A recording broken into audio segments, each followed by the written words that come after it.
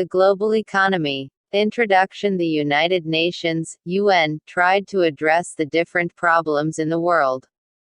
Their efforts were guided by the 8 Millennium Development Goals, which they created in the 1990s.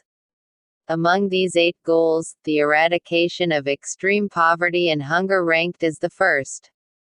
The other 7 goals include, achieving universal primary education, promoting gender equality and women empowerment, reducing child mortality, improving maternal health, combating diseases like HIV, AIDS and malaria, ensuring environmental sustainability, and having a global partnership for development, United Nations, 2015.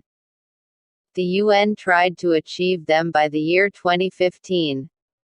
Since there are different standards of living around the world, we can expect different meanings attached to it. In the Philippines, a person is officially living in poverty if he makes less than 100,534 pesos a year, around 275 pesos a day.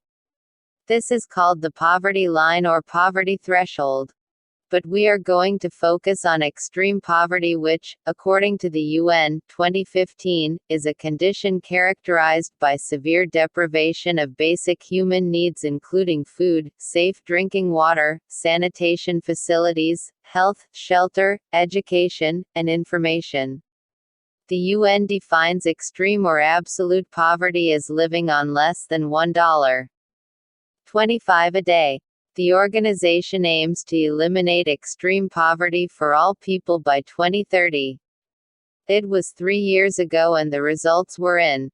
The UN, 2015, reported that 836 million people still live in extreme poverty, but that is down from 1.9 billion, so there is success or at least a lot of progress.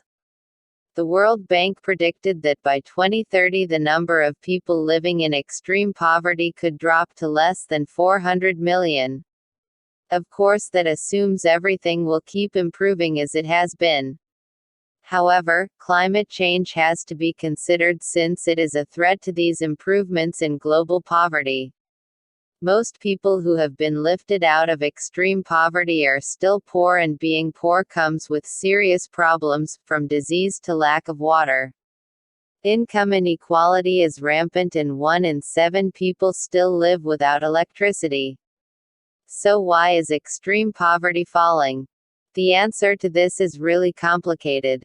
A set of factors like better access to education, humanitarian aid, and the policies of international organizations like the UN have made a difference. However, the greatest contributor is economic globalization. The world's economies have become more interconnected and free trade has driven the growth of many developing economies.